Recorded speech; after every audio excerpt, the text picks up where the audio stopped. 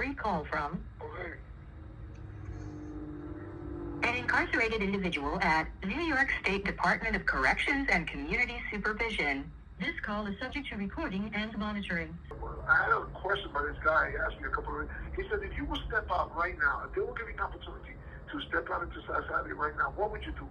I said, well, I think that I'm the type of individual, unique individual, that I'll be able to step forward and just keep going.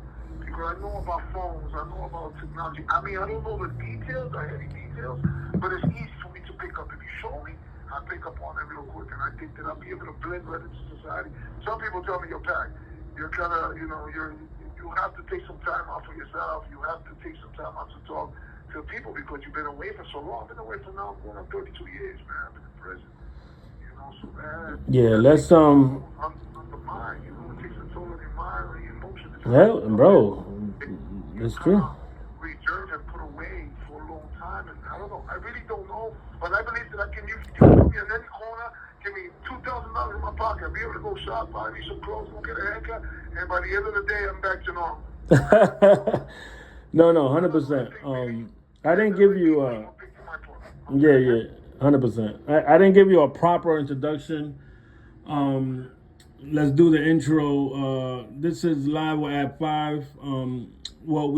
This is one of my different interviews that I do. I call it calls from the inside. The reason why, obviously, is because I'm interviewing brothers and sisters. Maybe in the future, I haven't interviewed a female yet, but I'm pretty sure. People, the right people that we are both connected with can help me with that. Shout out to Jenny, shout out to Jamal Bellamy. They are doing great things for brothers and sisters that are locked up and forgotten about. They go to Albany, they trying to change these laws. But today I have Jose. It's Llaca? Is it because the two L's? Yeah, so you would think that it's a Y, but it's the two L's make it Llaca. So Jose Llaca, also known as Pascualito. Do your research. We're not, and I'm gonna tell you something right now. For anyone that is listening, if you want gangster, killer, fucking, when he was on his bike, tearing up the city stories, we are not here for that. You might as well leave now. This story is about redemption. This is about growth. This is about him explaining his wrongdoings and paying for them. He's a man. He's standing on his 10 toes for the last 32 years. So, if you want to go off these fake YouTube glorifying stories, then you know what? You go back to YouTube and you go listen to these stories that are not authorized. That's another reason why I talk to my brothers and sisters in jail, because a lot of them, they got this fame. And I'm 49 years old, Pac. So I lived I met Chicky before. I met Frank and Joe. The only one that I knew from that side, I never met Lenny. I never met none of those guys. I knew Smiley. He was he didn't go to school. I was going to school. He was outside James Monroe, because that was the area, Wayland, Westchester. That's where he was from. So I witnessed let's just call it the drug dealing Wild Cowboy days. And no pun intended. I'm not trying to, Wild Cowboys weren't the only crew. Cypress, Dykeman, all these different parts. Brooklyn had Queens. All these different boroughs had their legends, if you want to call it that. All these boroughs had their Pascualitos. All these boroughs had their Lennys and big time money makers were all making noise in the 90s and early 2000s. So I witnessed it. I did my little slinging here and there. I was not a killer. I would never call myself a drug dealer. I was just a young man trying to get a little change. You know what I'm saying? Trying to survive. And also, every interview that I do with these gentlemen that are behind the wall, I always want to say that I've never done one day in jail. I'm not glorifying jail, and God blessed me to get me out of certain situations. Thank God my mama was my mama.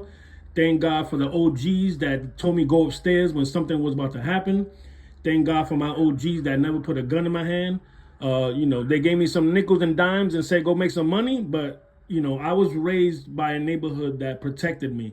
So anytime I interview these brothers and sisters that know what real jail is, that know what it's like to cry in your cell at night because you ain't got nobody, I've never, ever, ever felt that.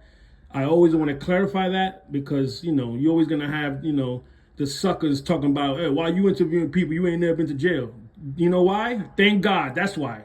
So with no You gotta bring the stories forth. That's very important. The work that you're doing is very important because you're bringing stories forth of individuals that sometimes they just left off. They kicked to the side, especially individuals that have been incarcerated for a long period of time. They lose everybody, and sometimes they feel like they're voiceless. But individuals like yourself, that are bringing these stories forth and having their narrating their stories is definitely a definite plus for the simple fact that this gives a voice to the voiceless. Thank you, bro. Thank you. But without further ado, you already heard him speak, but we're gonna introduce him anyway. Pac, if you could speak a little bit louder, so we could. I want all your words to be heard, my brother. Without further ado, Jose Pascualito Llaca is joining the show today. Welcome, my brother. We've been trying to do this for a long time, and we here, baby. Let's do it. Well, like you were saying, my name is Jose Llaca. I was known in the streets of the South Bronx in Washington as Pascualito. I grew up, in an era that we needed to survive for the simple fact that we come from poverty. So it was something that we didn't want to do, but it felt like that we had to do.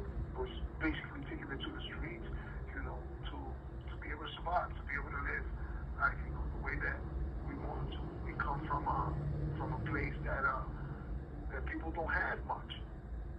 When you don't have much, you look around and you want something, and you by any means necessary, you have to step up to the plate and get it done. Especially when you're raised by a single mother of two, just trying to make ends meet. That was my story. My mother was alone here in the United States. She didn't know any English. She was trying to do the best that she possibly could to be able to raise us the right way because my family comes from a long line of Jehovah's Witnesses. A lot of people don't know that, but my family's mostly all Jehovah's Witnesses. And she tried her best, but I was living in a neighborhood, Washington Heights, which is the upper northern part of Manhattan, that there was a lot of drug influence. That was considered. So I heard an interview by these detectives from back in the days that knew that Washington Heights was the cocaine distribution center for the Medellin cartel of the 80s and the 90s. Imagine the type of influence that you see in the environment. You see the OGs, like you were talking about your OGs. The OGs in my neighborhood were driving around Benzes, and they're driving around Porsches and Ferraris, and a lot of jewelry, and then as you're a young man in this environment, you're attracted to that because this is what you want to do. Especially if you don't have like a father figure to guide you in a different direction. So it's in the lure, the allure of the streets is very, very powerful, especially when you're in an environment and you have a bunch of guys that you all grew up together and you see some of them doing it, and you kind of join up with that. So I just wanted, that's a little bit of a backstory of where I'm coming from. 100%. I got your book back. My son brought it back because he took it by mistake. He thought it was one of his books. I touched on the sentencing day, and you're right, bro. As soon as I started reading, you are brought in right away, and then I look forward to, like you said, the rest of the story, because what happens is once you dig in, you're trapped. And now all I had to do was read the first page of the sentencing, and the way you painted that picture of the courthouse, filled with reporters and cops and blah blah blah, and it's true what you said. You know, take us back to that day if you can, of, you know, you guys getting all rounded up. Let's go back to what. How did that day start? Uh, when you got locked up, did you know they were coming? Were you on the run? How did that happen? What was the end of your street your street time?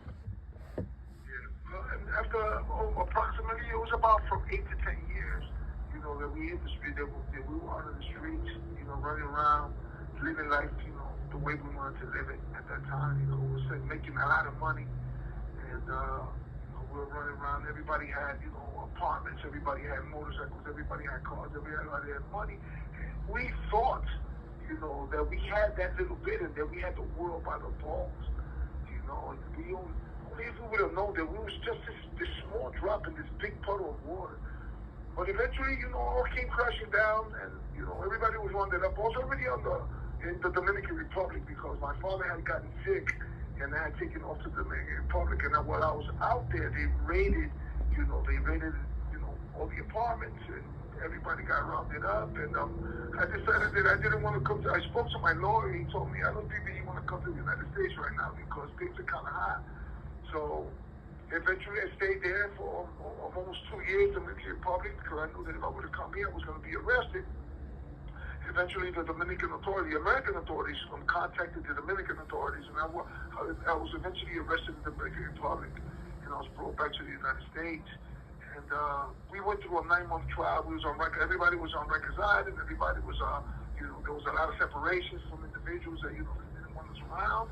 And what they did was basically they put us on trial.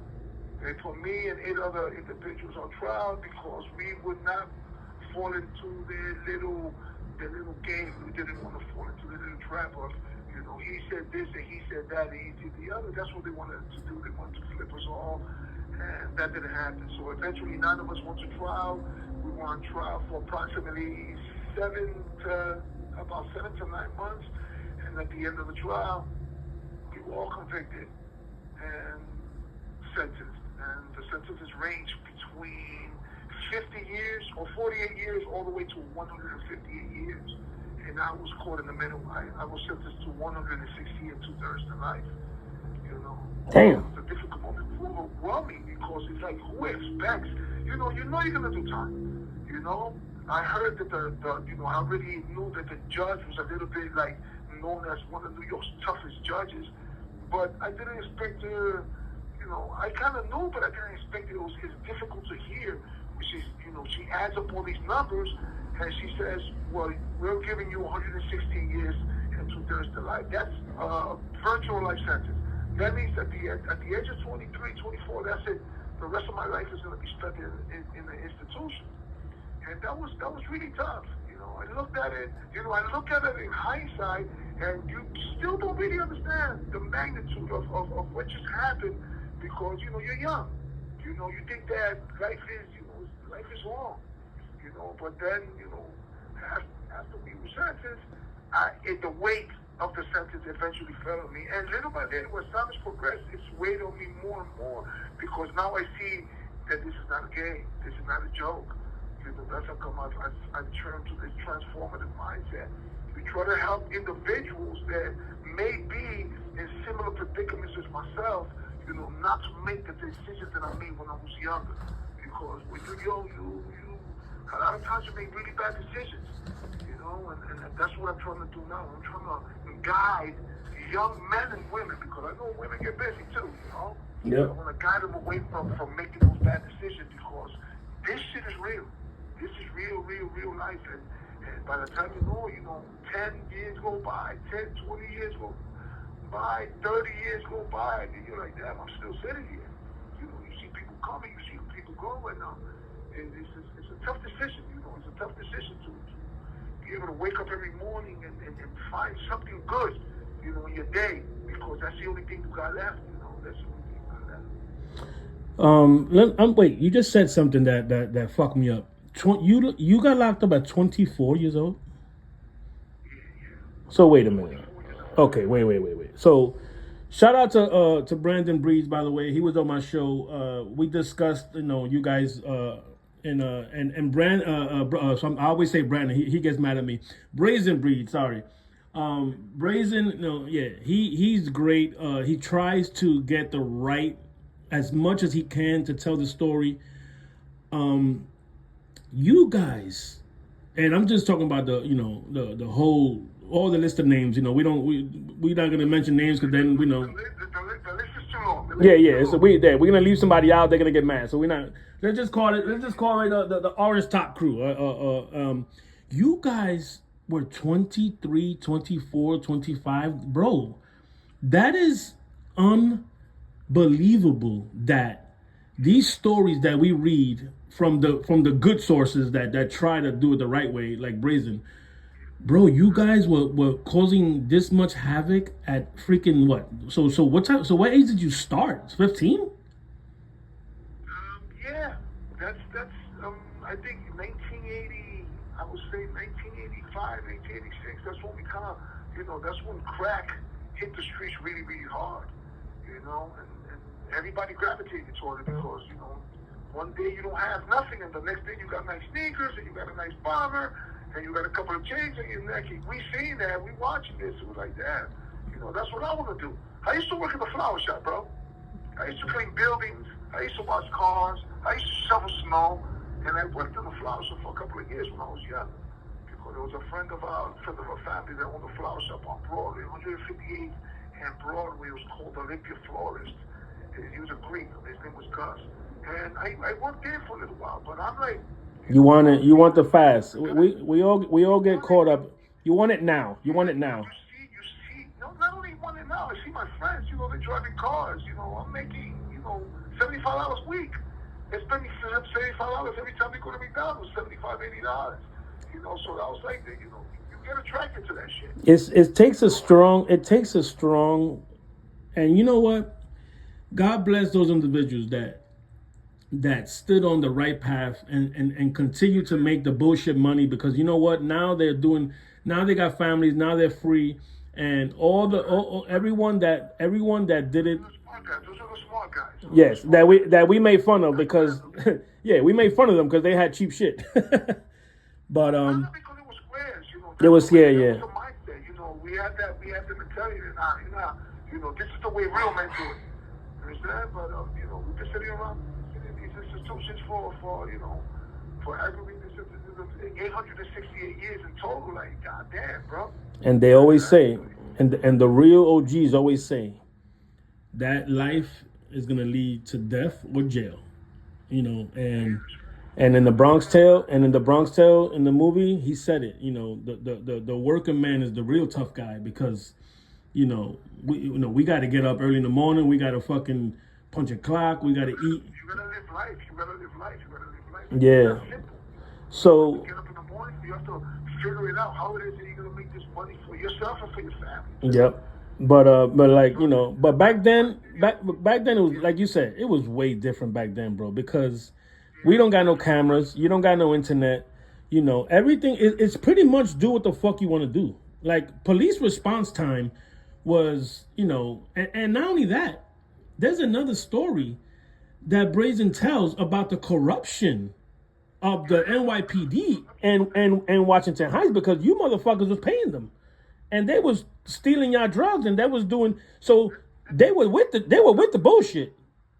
Let me tell you something. In Washington Heights, especially, this was a neighborhood that you could pull a car over, and there could be $200,000-$300,000 in that car. And that's also alluring to the detectives.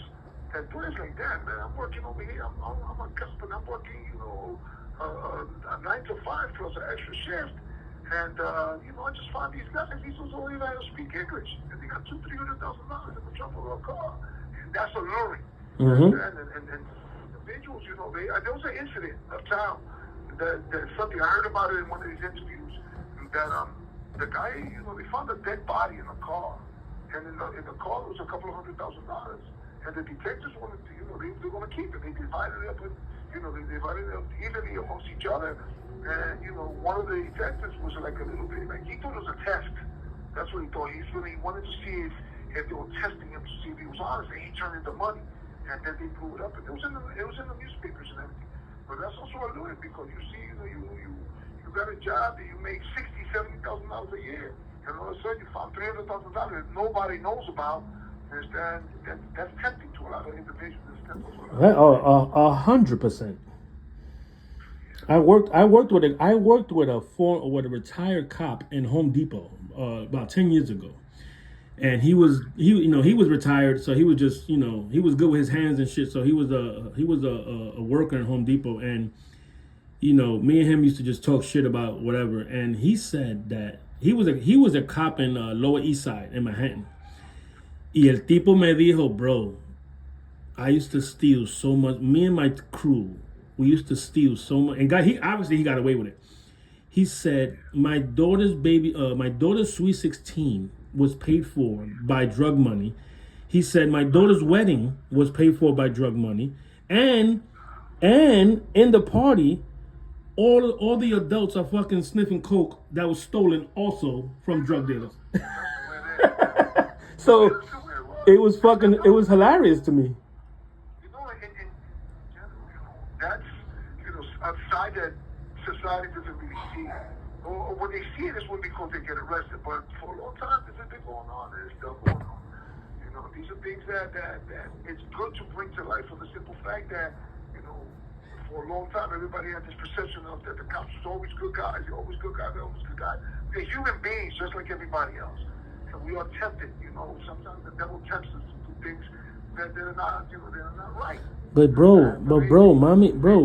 like you said, and this is not Dominican from today. This is not Puerto Ricans from today. We're talking about late 80s, early 90s, que los dominicanos estaban bien jodidos, like fucked up. Like they didn't have programs for Dominicans. They didn't have, ESL to learn English. Like you go to school and you learn English, but they throwing you an English fucking class. So, it takes a long time to learn English when you don't know a lick of English. And not only that, you're getting bullied. I witnessed it in my own eyes. You're gonna get bullied. Not only that, but I'm telling you, even when I was younger, that was happening too, because there was a difference between the Dominicans who were born here and born in English, and the Dominicans who were coming, for the Dominican Republic, and there was always that divide. Yeah. We better than you. Yeah, we. To be honest with you, they really, the guys that were born here and knew English and were considered gringos. Understand? They didn't want to let them into the circles. Nope. For a long time I was kind of kept at bay. I was, eventually I met up with my boy, rest in peace, Victor Mercedes, pretty big. And he kind of brought me over to the other side of the tracks because for a long time I wasn't really accepted on the other side of the tracks. Exactly. And then, and then we kind of meshed because as time progressed, we started to get to know each other a little bit better. But for a long time, they wouldn't I didn't feel accepted. You understand? Especially on the side of St. Nicholas, Audubon, Anson, it was different. No, and that's why. Yeah. And no, but that's why you guys had to rebel and go get money and go figure it out, because mommy's. The money was, believe it or not, AB, the money You have was 1 minute left. The money was on that side. Is that they just didn't want to let us in, so we had to kind of be a little bit persistent until eventually things fell into place. I'm gonna have to give you a call back. All right? Yeah. When it drops, it drops. Don't worry. I'll be ready. All right. So when we come back, I want to talk about your first, the first time, your crew started becoming a crew, the friends. Obviously it was. I'm assuming it was way before, the Orange Top crew. Like, I want to know what was the young man crew that you guys, started to trust each other. You just gave a shout out to one of the guys. So I want to talk about that time when you're still a young man and you're trying to figure it out, in this fucking pretty much, predominantly English, country. So, so when you call back, we could touch on that. The caller has hung up.